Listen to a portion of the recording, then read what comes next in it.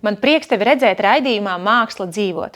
Šī ir vieta, kurā iedvesmoties, izglītoties, kā arī rast atbildes uz dažādiem dzīves jautājumiem, lai tava ikdiena būtu laimīgāka, apzinātāka un pilnvērtīgāka. Rūpes par savu veselību sākas jau pirms piedzimšanas, un tās īpaši turpinās cilvēkam piedzimstot. Ja liekas, ka māte daba visu ir sakārtojusi, iespējams, tā nemaz nav. Tāpēc šodien uz sarunu esmu aicinājusi ārstu, pediatru, zinošu speciālistu, kā arī SIA Sagitus medicīnisko vadītāju Aldi Rozenbergu. Sveiks, Aldi! Vai drīkst tu? Jā, droši. Pilnīgi noteikti, jā. Man ir liels prieks, ka tu esi atradis laiku pie mums atnākt. Pirmais, ko es gribu jautāt, ir, kā medicīna un vispār tā mūsu sabiedrība un iespējas ir mainījušās, kā tas bija 100 gadus atpakaļ? Es domāju, ka medicīna 100 gadu laikā ir ļoti mainījusies, un, protams, uz labo pusi. Interesanti par šiem 100 gadiem ir tāds moments, kad D vitamīnam aizpagājušā gadā palika 100 gadi. Jā, vispār 100 gadi, kopš viņš tika atklāts. Un visu šo laiku, teiksim, tā vērība bija pievērsta D vitamīnam kā vitamīnam, kurš nodrošina kaulu, zobu un muskuļu veselību. Jā, bet tas laikam ejot un attīstoties zinātnē un pētniecībai, tās saistības ir daudz vairāk. Un tā nav tikai kaulu un locītā veselība, jā, bet tā ir imunitāte, vispārībā organismā labsajūtā un komunikācija. Izrādās arī, ka jo labāks ir šis D vitamīna līmenis, jo mums ir labākas kognitīvās funkcijas. Tā kā tas viss iet uz priekšu un, protams, attīstās. Jā, un jāsaka, ka nav īpaši daudz preparātu, kuri var lielīties ar 100 gadu stāžu. Un katru gadu ir aptuveni no 4 līdz 5 tūkstošiem jaunu publikāciju, kas balstās uz pētījumiem, tieši par D vitamīnu. Tā kā tā medicīna iet uz priekšu kopā ar dzīvi. Vai mātes pienā ir D vitamīns? Jo vajadzētu būt it kā, ka tā māte daba parūpējās, ka sieviete nodrošina ar visu vajadzīgo.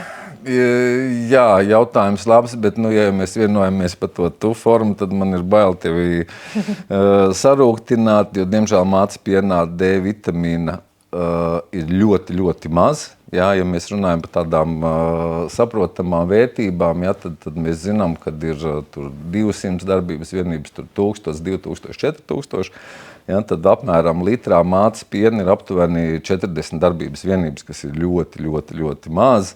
Jā, un, protams, mātes piens ir šausmīgi svarīgs, to neviens neapstrīd. Jā, tur ir arī šis fiziskais tuvums ar bērnu, kas tiešām atstāja nopietnu tādu psiholoģisku ietekmi, jā, uz to bērniņu nākotnē, jā, un viņš varbūt būs stiprāks savā garstāvoklī un cilvēcībā, jā, kas jau ir atkal tādas plašākas lietas, bet tomēr tas tā ir.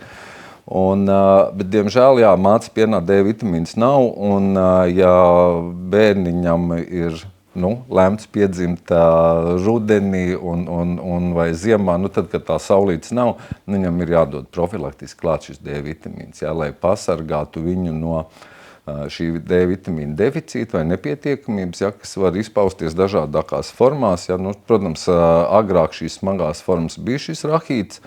Jā, tagad ir dažādi citi simptomi, ja, teiksim, ir zem šis D vitamīns, tad bērniņš reizēm negrib celties kājās, jā, viņš nestāv, jā, viņš nerāpo, jo viņam ir sāpju komponenti. Jā. Bet pamatā varbūt tās, ka iemesls ir šis D vitamīna trūkums vai nepietiekamība vai, nedod Dievs, deficīts. Es saprotu, ka es būšu mazliet nepopulārs, jā, bet mēs ļoti daudz tērējam naudu dažādām, varbūt mazāk svarīgām lietām, jā, bet ir tāda svarīga lieta kā veselība, ja, un lai vai cik briesmīgi tas nebūtu, ja to mūsu veselības stāvokli mēs varam diezgan labi noteikt ar tādām nelielām izmaksām, nosakam to D vitamīnu līmeni. Ja, tas nemaksā šausmīgi dārgi. Ja, tur varbūt tās divas krūzītes kafijas, ja, aptuveni cik tur 7-8 eiro, ja, pārbaudam šo ciparu. Un ja mēs šo ciparu zinām, tad mums ir atkal daudz vieglāk gan pašiem dzīvot, gan arī vēršoties pie ārsta, norādīt uz to, doktor, vai man tas ir labi, vai man tas ir slikti. Un šodien jau tās laboratorijas tik ļoti nāk pretī, ja, ka viņas jau ieliek to normu. Un ja mēs paskatāmies tās analīzēs, tad mēs redzam, vai tā būtiņa ir uz leju, vai viņš ir paaugstināts. Diemžēl Latvijā tas nav tā. parasti viņš ir pazemināts. Ja? Un arī dažādi pētījumi arī Latvijā ir apkopoti informāciju 23. gadā par vairāk kā pusmiljonu analīžu.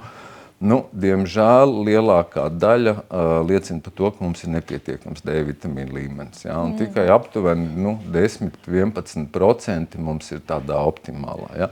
Tā kā sākam ar vienkāršu analīzi.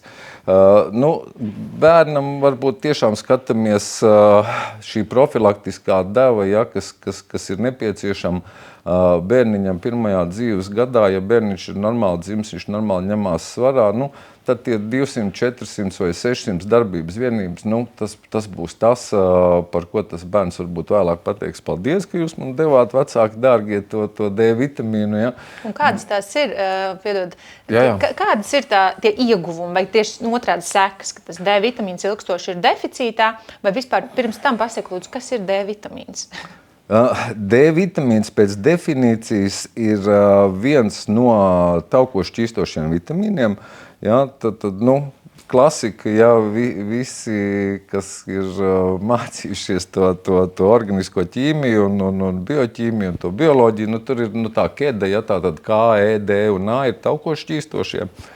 Un B grupas vitamīna C vitamīns un PP vitamīns, un tie ir ūdenī šķīstošie. Kas ir atšķirība? Atšķirība ir tāda, ka ūdenī šķīstošos mēs nevaram pārdozēt, bet taukoši šķīstošos mēs varam. Ja? Un tāpēc arī vienmēr atceramies, ka visi taukoši šķīstošie vitamīni, ja mēs viņus lietojam, tad lietojam, kā ir norādījis ārsts, vai kā ir ieteicis mums farmaceits, ja? Tām devām vajadzētu sekot līdzi.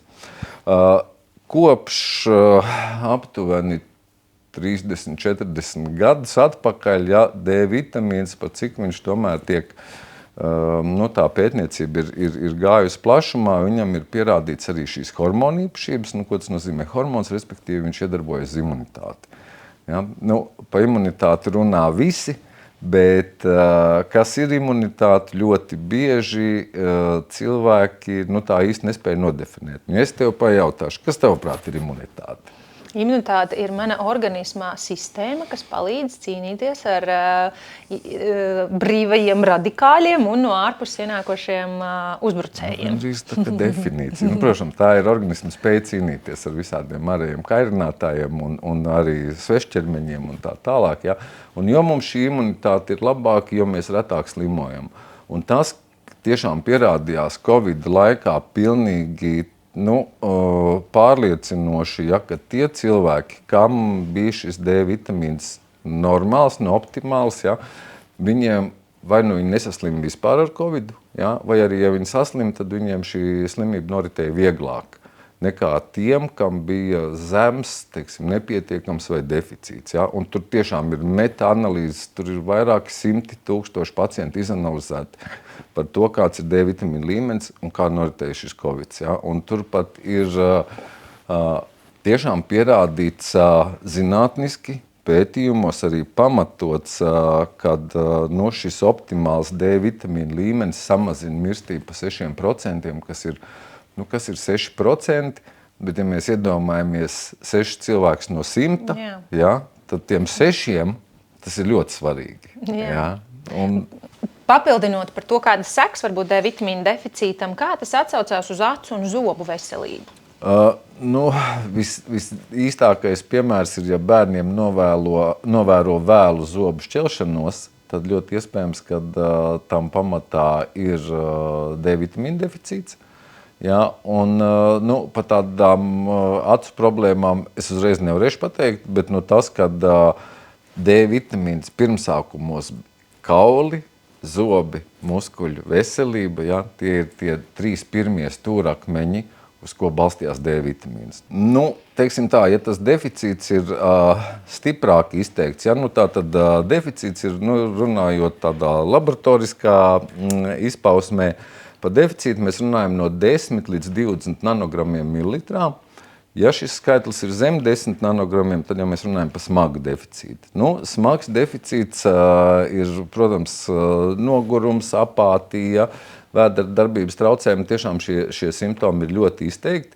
Un, teiksim, viens no tādiem visbiežāk dzirdētiem smagu deficītu gadījumā ir, teiksim, par ko ļoti meitenes uztraucās un arī sievietes, ka sāk izkrist mati. Ja, un tad, kad uztājas šo analīzi, ja, tad neteikšu kur, bet vienā no Latvijas rajoniem tiešām bija tā, ka meitene pirms eksāmeniem iemācīties nevar. Ir diezgan apātiska un tiešām gara skaista mati, un viņi krīt ārā un uztājas analīzi, un analīze ir tik maza, tas cipariņš ir tik maziņš, ka viņi pat īsti nevar uzrādīt. Beigās izrādījās, ka tie bija 1,3 nanogramu mililitrā. Ja. Un tad pakāpeniski panākot šo D vitamīnu saturāciju, tad viss, kā teikt, bija labi. Jā? Un tas ir, teiksim, tāds. Bērniem mēs tiešām arī seko līdzi. To analīzi tiešām var uztaisīt, ja mēs bērnam dodam šo profilaktisko devu normālam bērnam, ja, kurš normāli attīstās, tad viss ir kārtībā.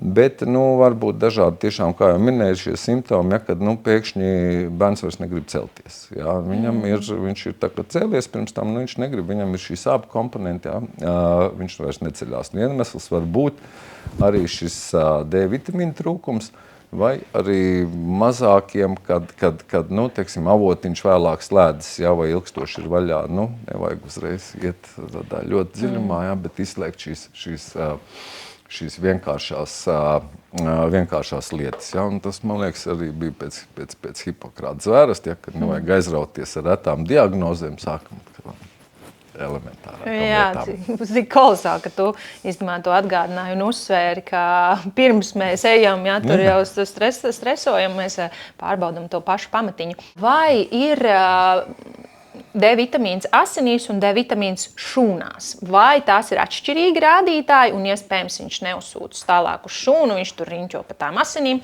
Katrā ziņā, vai tas to var pārbaudīt, vai tas kaut kādā veidā ir savs likums sakarības, attiecīgi asins un šūnas, vai tas ir savstarpēji saistīts? Saistība noteikti ir, bet, teiksim, reāli skaitli, ko mēs iegūstam, tas ir laboratoriskais izmeklējums. Mēs paņemam asins paraugu, nosakam 25 OHD, skatāmies, kādam ir jābūt. Tas ir viens. Otra lieta, kas gan ir pierādījusies, ja, kad šie D vitamīna receptori mums atrodas visā organismā. Ja. Tas, ko es pirmīt minēju, ja pirms 100 gadiem mums likās, ka tie ir kauli zobu locītavs, ja, tad šobrīd ir pilnīgi skaidrs, ka šie D vitamīna receptori ir principā visās mūsu orgānu sistēmās. Un, tāpēc ir tāds vesels saraksts, kas ir izveidots par to, kādas saslimšanas korelē ar D vitamīna līmeni. Ja, teiksim, jo zemāks D vitamīna līmenis, jo smagāk noritas ir asinsvadu saslimšanas, tur nerunājot par endokrinoloģiskām saslimšanām. Arī ginekoloģija, pat onkoloģija, ja, kas tāda pavisam jūtīga lieta, ja, bet ir arī pierādīts to, ka jo labāk šis D vitamīna līmenis, jo šī slimības izpausme nebūs tik smaga. Ja, kas tiešām ir diezgan būtiski. Tā kā mēs esam pilni ar šiem D vitamīna receptoriem viss mūsu organisms, ja, bet līmeni mēs nosakām asinīs, ja, kas būs tā reālā atradne, pēc kā var pieņemt lēmumu, kādu devu mums lietot, cik mums lietot, un kā mums lietot. Un ko darīt, ja liekas, kad ir jau pie augšējās robežas, vai tiešām ņemt nost, vai tomēr pakonsultēties vēl ar kādu, varbūt, speciālistu? Ir tā saucamais tas pātagas fenomens, ja mēs kaut ko sasniedzam un mēs strauji kaut ko noņemam, tad viņš visticamāk arī tikpat, ne tik strauji, ja, bet viņš nokritīs šis līmenis. Ja, un tas ir ļoti labs jautājums par mītu vai patiesību. Ja, šis ir mīts, ja, kad mums vasarā nevajag D vitamīnu. Mums, diemžēl, vajag vasarā D vitamīnu, ja, jo tad, kad mēs sākam runāt, ja, tad cik daudz jūs esat saulē, un tad izrādās, ka tai saulē mēs tik daudz neesam. Negribas, lai āda noveco. Protams, jā, un tas optimālais laiks, kas mums ir jāpavada tai saulē no maija līdz augustam, tās būtu 15 minūtes, ja, bet tas ir no kaut kādiem 12 līdz 3 dienā. Tad laikā mums parasti laika nav. Ja, tas ir tas laiks, kad mūsu āda no saules stariem sintezē pati. Mums organisms pats sintezē D vitamīnu, ja, un ultravioletie stari iedarbojās un veidojas holikalciferols, un viss ir ļoti labi. Diemžēl šī laikā mēs laukā neesam, mēs sēžam birojos, kabinetos, telpās, un pārējā laikā tas D vitamīns atkal tik labi neveidojās. Ja? Un tas ir tā lieta. Ir ļoti daudzi piemēri, ja pat Latvijas ārstu praksēs, ja man pavasarī nevajag, es tur ravēju dārzu, pļauju zāli un tā tālāk, tad joka pēc uztaisa augusta analīzi un izrādās, ka bija pirms tam 50, un pēc 3 mēnešiem ir knapi 30, ja? Kas ir pa mazu. Ja? Un tas nav labi. Un tāpēc arī to profilaktisko devu vajadzētu lietot arī vasarā, pat tad, ja mēs sasniedzam šo optimālo līmeni. Ja? Un par to optimālo līmeni tiešām ir tāda Eiropas pārtikas nekaitīguma aģentūra, ja, kas ir noteikusi, ka pieaugušam cilvēkam, ja, pat šie 4000 darbības vienības ir tā optimālā deva, kas mums būtu nekaitīga, kur mēs varam lietot, lai tas D vitamīna līmenis būtu. Kā ir vēl, ja mēs skatāmies arī dabā, tad no saules mēs sintezējam, vai ir kaut kas, ko mēs varam apēst, tādā veidā atbalstot arī to D vitamīnu? Jā, mēs varam dzert pienu, mēs varam ēst olas, mēs varam ēst treknās zivis. Jā, no treknām zivīm mēs varbūt omegu vairāk dabūsim. Bet ir viens tāda lieta, ka to D vitamīnu ar uzturu mēs varam uzņemt aptuveni 10%. Jā, vienmēr man ļoti patīk, kad daži no endokrinologiem rāda šo salīdzinājumu, ja, kad mums ir dienā tad jāizdzer kaut kāds 20 glāzes pienu vai jāpēt kāds 20 olas, jā, tad citu orgānu droši vien pateiks, nē, man tas ir par daudz, jā, un viņiem visticamāk tas nepatiks, jo tas ir par daudz, protams, jā, bet tāpēc ir iespēja šo D vitamīnu uzņemt papildus. Ja kāds saprot, nav man tas D vitamīns tā dikti bijis, bet es negribu arī kaut kādas kapsulas ēst, un bērnam jau vispār tur kapsulu neiedos. Kā tas ir, jo skaidrs, ka NATO jau ir tāds līderis D vitamīna ražošanā, un jūs domājat līdzi un ejiet, tad kas ir tas? Kur tad ir jūsu zinātnieki un speciālisti nonākuši līdz tam, lai mēs varētu piedāvāt, kur vēl vispār tādam jaundzimušajam? Redziet, ir tā, ka tīri vēsturiski, ja paši pirmie D vitamīni, kas bija, viņi bija eļļas šķīdums. Ja, jo D vitamīns ir taukošs šķīstošs vitamīns, kuru vislabāk ir uzglabāt eļļas šķīdumā. Ja, un tātad eļļas šķīdums ir tas, kurā viņš ir. Natio gadījumā tā ir īpaši attīrīta saulespuķa eļļa, ja, kas ir vismazāk alerģiskā no visām eļļām. Un runājot par šiem jaundzimušajiem, ja, arī bija ilgu laiku bija tāds mīts, ja, kad bērnam pirmajā dzīves mēnesī mēs D vitamīnu nedodam. Jāsaka, paldies Dievam, tas ir mainījies, ja, un šobrīd gan neonatologi, gan pediatri cenšas pārliecināt savus kolēģus par to, ka jādod tas D vitamīns no pirmās dzīves dienas. Ja, un šie pilieni, ja, ar to vienu pilīti, kurā ir šie 200 darbības vienības, viņi ļoti viegli titrēt, ja mēs redzam, ka tas līmenis ir zemāks, ja, tad mēs varam tur 200, 400 vai 600. Ja ir ok, tad mums ar 2 pilēm pietiek šī precīzā dozēšana būtu tas atslēgas moments tam zīdainītim, tai pirmajā dzīves gadā, ja, ko mēs varam panākt ar natio pilieniem, ja mēs dodam tieši šos pilienus. Aldi, jautājums arī varbūt no savas tādas personīgās. Kas tavuprāt ir māksla dzīvot? Māksla dzīvot ir manā skatījumā, bet tas ir mans Aldi viedoklis, ja. Kad māksla dzīvot ir gūt baudu no dzīves. Bet nevis tādā veidā kā tādu baudu, ja, bet mēs izbaudam dzīvi, kur mēs dzīvojam, parūpējoties par tiem, kurus mēs mīlam un neaizmirstot sevi. Ja, mums vajag šo balansu, ja, kad mēs esam atbildīgi par kādiem, bet tai pašā laikā mums arī jābūt atbildīgam pret sevi. Un mums ir jāparūpējās arī par sevi, lai mēs varam parūpēties par citiem. Māksla dzīvot būs tā bauda dzīvot, ja, un izbaudīt šo dzīvi. Teikšu paldies par tavu laiku. Paldies. Un dāvana no vadošā pārtikas un sadzīves produktu interneta piegādes veikala, lai kādā reizē varbūt nav jāiet uz veikalu vakarā, bet var saņemt produktus pie savām durvīm, tāpēc dāvana tev no Barbora ar veselīgiem produktiem. Īpaši salasījām tev. Paldies! Nākšu vēl iedot tās dāvanas. Paldies jums, sirsnīgs!